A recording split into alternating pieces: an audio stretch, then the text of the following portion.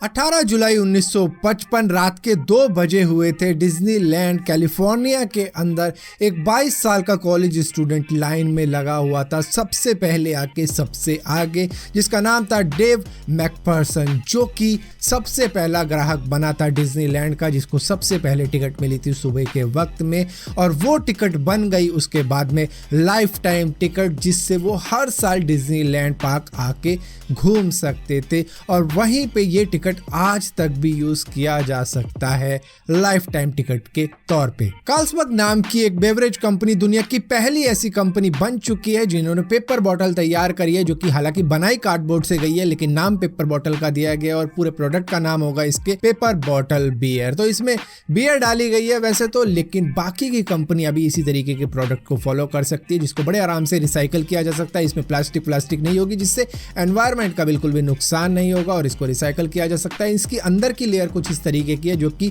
Destroy नहीं होने देती है इस पूरे कार्डबोर्ड बॉटल को। कुछ सालों पहले तक आपने अक्सर एक बात जरूर सुनी होगी कि गेम वेम खेलना सिर्फ बच्चों का काम होता है, ये बड़ों का काम नहीं होता है। लेकिन पबजी मोबाइल के आने के बाद में जब एक दो बंदे बड़े हैं आगे, तब जाके लोगों को समझ में आया कि गेमिंग एक प्रोफेशन भी बन सकता है। यहीं पे अगर ओल्डेस्ट गेमर की बात की जाए तो उनका नाम Guinness book of world record में भी दर्ज किया जा चुका है, जो कि जापान की हमाको मोरी है, जो कि 89 ईयर्स ओल्ड है, और इनका खुद का एक यूट्यूब चैनल भी है जहां पर ये गेमिंग वगैरह कंटेंट डालती रहती है। वैसे तो आज के वक्त में कई सारे हेडफोन कुछ इस तरीके के आते हैं कि उनको पहनने के बाद में कुछ भी सुनाई नहीं देता जो भी आपके आसपास में होता है, लेकिन अगर आप अपने हेडफोन का म्यूजिक भी बंद कर दो तब भी सुनाई नहीं देगा। कुछ इस तरीके का बटन होता है उसमें नॉइस कैंसिलेशन का, कि वो दबाते ही आपको बैकग्राउंड की नॉइस बिल्कुल भी सुनाई नहीं देगी। हालांकि आते काफी ज्यादा एक्सपेंसिव है, लेकिन 1920 के वक्त में इसी चीज को करने के लिए हुगो जन्सबैक ने एक ऐसा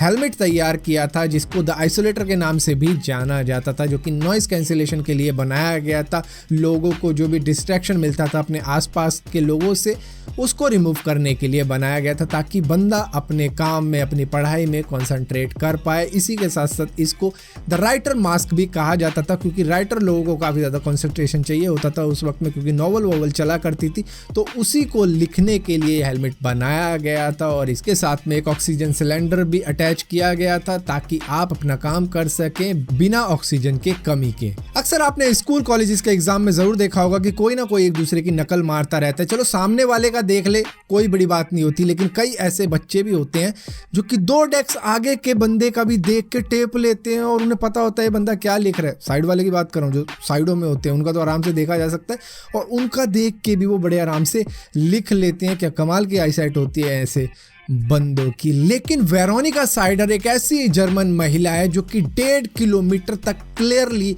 देख सकती है। इतनी बढ़िया इनकी आईसाइट है, और ये दूसरे लोगों के मुकाबले बहुत बढ़िया आईसाइट लिए बैठी है। मतलब एग्जाम में तो कमाल कर देती होंगी।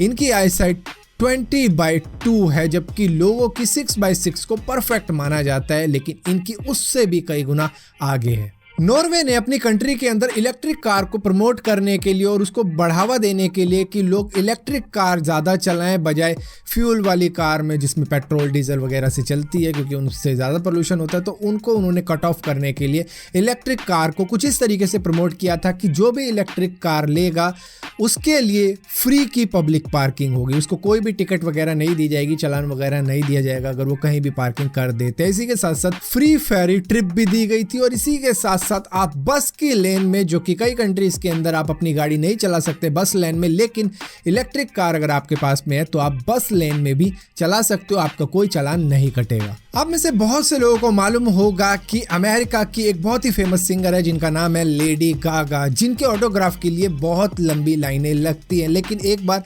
लाइन काफ़ी ज़्यादा लंबी लग गई थी, जिसकी वजह से लोगों को काफ़ी ज़्यादा वेट करना पड़ा था, और उन्हीं सब फैंस के लिए इन्होंने $1000 से भी ज़्यादा के पिज़्ज़ा सभी के लिए मंगवाए थे, ताकि वो लाइन में खड़े खड़े भूखे न रहें। अफ्रीका के अंदर एक स्नेक की प्रजाति पाई जाती है जिसको बूम स्लैंग स्नेक भी कहा जाता है और इसका जो वेनम होता है वो हीमोटॉक्सिक होता है, जिसकी वजह से होता ही है कि जब ये किसी को भी काट लेता है उसके शरीर में इंटरनल ब्लीडिंग शुरू हो जाती है, क्योंकि ब्लड क्लॉटिंग होना बंद हो जाती है, क्योंकि जो ब्लड सेल होते हैं वो डिस्ट्रॉय कर देता है इसका हीमोटॉक्सिक जहर, और इसी वजह से इंटरनल ब्लीडिंग और उसी के साथ साथ शरीर में जितने भी छेद होते हैं उसमें से खून बाहर निकलना चालू हो जाता है। तो इस तरीके की हालत ये सांप कर देता है जिसको भी ये काट देता है, लेकिन इसका एंटीवेनम मौजूद होता है। लेकिन अगर किसी ऐसी सिचुएशन में कोई इंसान हो, कोई सर्वाइवल की सिचुएशन हो और वहां पे काट ले तो 5 दिन तक इंटरनल ब्लीडिंग होने की वजह से इंसान की जान जा सकती है। रेसिज्म की बात की जाए तो यूएस के अंदर ये हमेशा से था, जहां पर ब्लैक लोगों को काफ़ी नीचा दिखाया जाता भी था। लेकिन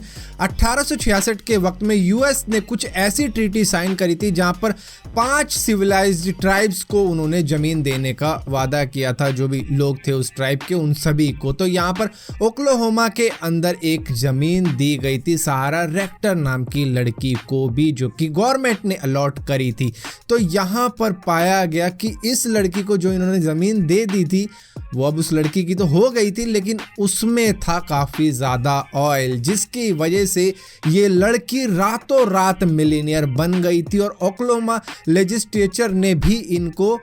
ब्लैक से वाइट डिक्लेयर कर दिया था कि ये वाइट गर्ल है, ब्लैक गर्ल नहीं है। आप में से बहुत से लोग मेरी इस बात पे एग्री करोगे कि खाना 1-2 दिन बाद स्पॉइल हो जाता है, खाने लायक रहता नहीं है, बल्कि कई बार तो ऐसा भी होता है कि रात को जो बनाया वो अगले दिन आप नहीं खा सकते, उसमें से स्मेल आने लग जाती है। लेकिन बैंकॉक के अंदर एक ऐसा रेस्टोरेंट है जो पिछले 45 साल से सेम सूप लोगों को पिलाए जा रहा है। दरअसल ये एशियंट मेथड का यूज़ करते हैं जिसको हंटर्स स्टू कहा जाता है, जिसके अंदर होता ही है कि जो रात को सूप बच जाता है उसको उसी कढ़ाई में रखते हैं ये, और ये कढ़ाई भी वही है जो पिछले 45 साल से ये यूज़ करते आ रहे हैं, और उसको रखे रहते हैं और अगले दिन आके दोबारा से कढ़ाई को गर्म करते हैं, उस सूप को उबालते हैं, उसमें पानी ऐड करते हैं और जो भी इंग्रेडिएंट मिलाते हैं वो सारे ऐड कर देते हैं। इनका मानना ये है कि इससे ये सूप और भी ज़्यादा टेस्टी होता चला जा रहा है। पिछले 45 साल से ये पिलाए जा रहे हैं इसी सूप को, इसी वजह से ये जो साइडों में आप काला काला सा देख रहे हो, हल्का सा चॉकलेटी डार्क चॉकलेटी हिस्सा देख रहे हो, वो एक्चुअली में उसी सूप के पड़े हुए वो अवशेष कह सकते हैं वो ही है, और बस पिलाए जा रहे हैं, लोग पिए जा रहे हैं। सो फिलहाल के लिए अमेजिंग रैंडम फैक्ट्स की वीडियो में इतना ही था। अगर ये वीडियो आपको पसंद आती है तो इस वीडियो को लाइक जरूर करना, शेयर जरूर करना, और इसी तरीके की और भी वीडियो देखने के लिए चैनल को सब्सक्राइब जरूर करना। तो सब्सक्राइब किया है तो बेल का आइकॉन जरूर दबाना, वरना आपको मालूम नहीं चलेगा मैंने कोई वीडियो डाली भी है।